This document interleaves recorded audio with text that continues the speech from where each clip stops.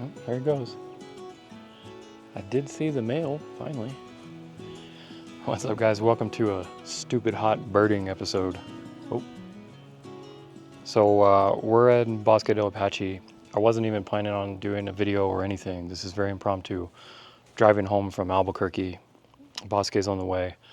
It's like 3 o'clock in the afternoon. It's like the worst time ever. It's 90 plus degrees, super hot, not a cloud in the sky.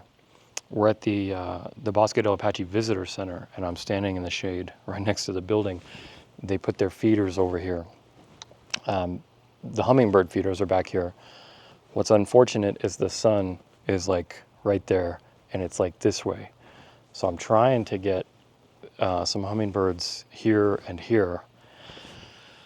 I figure I'm after a target bird. So I saw the other day on New Mexico Facebook New Mexico birding Facebook group that someone saw a least bittern in the marsh section in the boardwalk area. So that's like my one goal for the day is I want to be able to go see that. I want to try to shoot it in the face. I'm really worried about heat haze. I'm really worried about the light being harsh. I don't know how long I'm going to be able to stick around because I got to get home tonight. I'm still 3 hours away, so we'll see. But it's 3 now. In the meantime, I wanted to see how the pre-capture works because I haven't tried that yet. What I did do is I set it to my Q button function. So that is a little bit easier than setting it to the green custom function setting. And so now all I got to do is hit the Q button, and it's right here in the bottom left. So that's perfect for the pre-capture. It still takes a few clicks, but that's as fast as you can set it up. That I think that if you know of a faster way to set it up, let me know. But I'm pretty happy with it being in the queue. So right now, since it's so hot outside and so bright, I'm trying not to shoot anything that's too far away. And by too far away, I mean more than like 15 to 20 feet. And that's very difficult for birding, but because we're in a tame setting here that's plausibly achievable, just because I'm worried about heat haze and the shadows are really harsh. So I've got it 2500th of a second to help freeze the hummingbirds. F8, I've got this thing with the 500 with the 1.4 on, stop down to F8, and then auto ISO, and then one stop over. All right, so we're gonna get back to birding here for a few. I'm gonna take you guys around. We're gonna do a couple of loops on the Bosque Trail.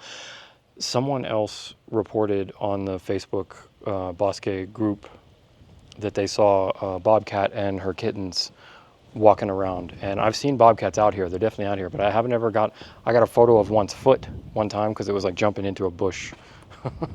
But yeah, we're gonna go see what we can see. Hopefully we'll see some mammals, some birds, and I'm gonna try to find that bittern. That's the goal.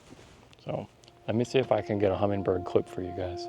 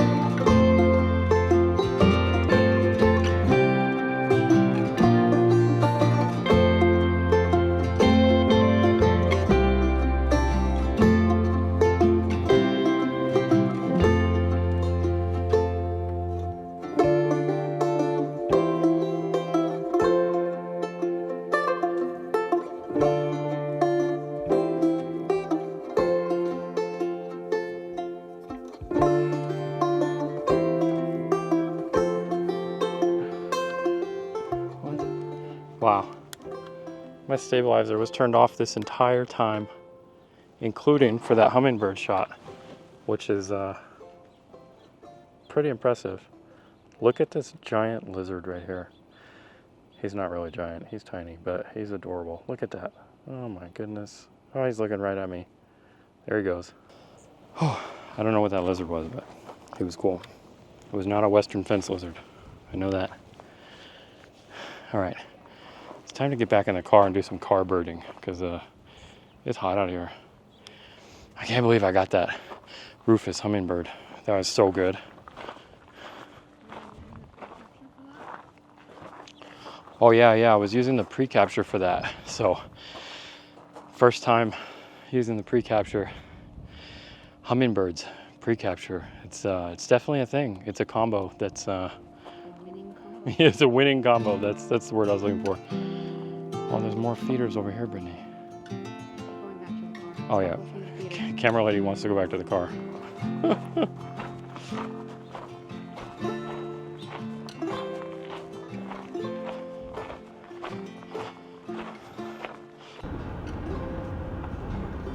Wow, look at all those sunflowers. I just want a bird on a sunflower. Is that too much to ask? There's a red butterfly, Brittany.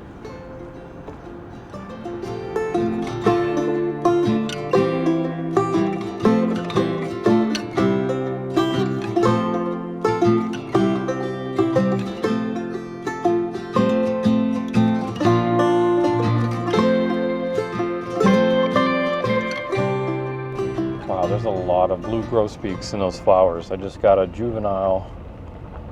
Not the best composition in the world, but I really wanted them in the sunflowers. But we are almost up to the boardwalk section where the least bittern should be. Oh look, shade, Brittany. We can park in the shade. Ish. Not much shade. Maybe not. Maybe that shade was a false alarm. Yeah. Okay. All right, well, let's go see if we can find a bittern.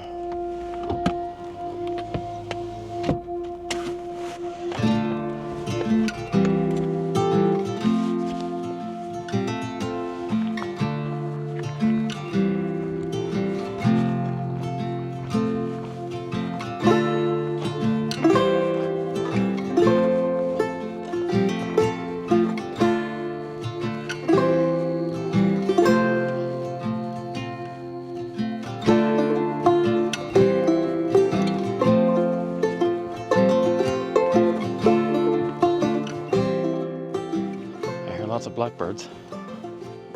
I hear some grosbeaks. Boy, these reeds got tall, Brittany. Jeez. Okay. Should be right up here in these reeds. Or down here. There's a coot over there.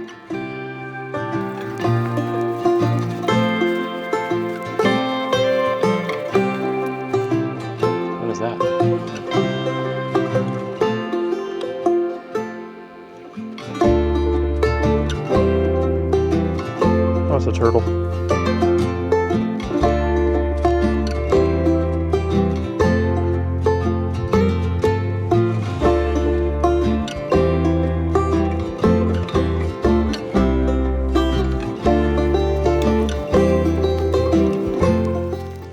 This is right where we got him last time, right there. But the last time I got him was when the R7 first came out, and I had the R7 and the 1-500. I got him right there. I want something better.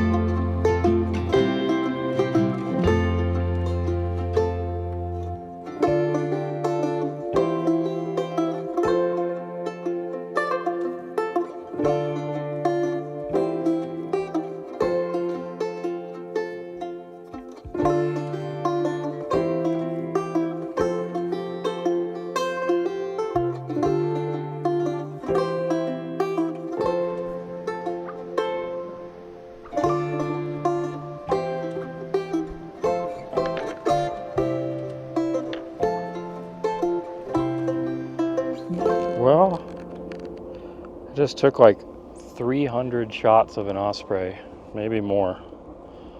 I got a couple of video clips of them too, and I was trying to switch between videos and stills. I had a heart attack because like when I hit the play button on the R5II, something weird happened where it was like, if you have an R5II, have you seen the thing where it says like when you hit the play button and it says like switch between movies and stills or whatever? Well, it did some sort of like sorting where it was only showing me the video clips and it didn't show the photos. And for some reason I thought that it like didn't even take any of those photos of the Osprey, and I was about to cry because it was just like circling like right over us. And now I'm about to cry for a different reason because like the light is so horrible that almost none of them worked, maybe one or two of them. But that was still like heart attack level sadness. And he went that way. And he flew, he was in the flock of the pelicans, huh? That's why we saw the pelicans, and I was filming the pelicans, and then all of a sudden one of those didn't look like a pelican. And the pelicans didn't care, and he didn't care that he was with a bunch of pelicans. But then all of a sudden he just like flew over us, and he was looking down for fish, obviously, because it's evening time now, and he just kept his gaze turned away from the camera, so that missed a bunch of them. There's a bunch of yellow-headed cowbirds and red-winged blackbirds flying around, or yellow-headed blackbird. It's one of those two. You know what I'm talking about. I haven't got any of them though. They're too small and flappy, and I'm not even gonna bother. All right, well. No bittern. Yeah, no bittern. I mean, we still have a chance, but the problem is it's starting to get late, and we still have a 3-hour drive to get home. So, something big just jumped. We had a muskrat right here too. There's a muskrat that's going up and down. A lot of stuff, but no bittern. I got that, the vermilion flycatcher. I might have gotten an okay shot of him. I got a lot of good shots of them. What else did we get? I think that's it. I think that's all we got. It was really cool seeing the Osprey. It was a really bummer missing the bittern, but I'm really happy with that hummingbird shot of that rufous. It's either an immature male or a female, I don't know, but it looked really cool, and I'm very, very happy about that. So I'll call that a win because that was sharp. I haven't even edited it yet, but I think it was good. All right, well, I'm gonna wrap it up here. I think we're gonna do one more loop on our way out, and if I get anything from that, I'll put it in. But I just wanted to bring you guys along, just trying to use the R5II as much as possible. Pre-capture is definitely working. Like I said, I put it in the quick menu though, because I don't want it on all the time. I knew that I wanted it for the hummingbirds. After that, I turned it off because, you know, that's just a lot of files. I also, if you haven't watched my wildlife settings video for how to set up the R5II, I put that out already, and I talked about, I think I mentioned putting it in the Q button. If not, that's where I put it. But I also mentioned that I turned my H+ into only 20 frames per second instead of 30.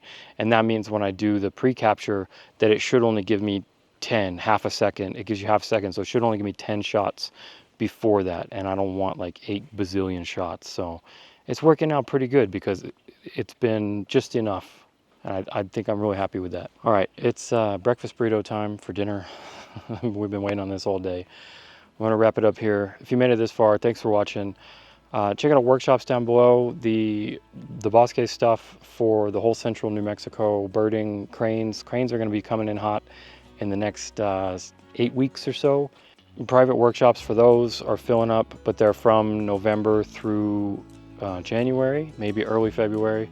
I do have a few openings in January, February. I've got 1 or 2 openings in late November and early December. And then of course, Scotland workshop, I got 2 spots left on that, I think. Check out the workshop page, newsletter, if you want to keep up with the workshops and stuff like that. Newsletter I send out once or twice a month. It's got all your updates, info there, all that's on my website. All right, we're gonna go drive that loop and then see what's up. Thanks for watching. I'll see you in the next one.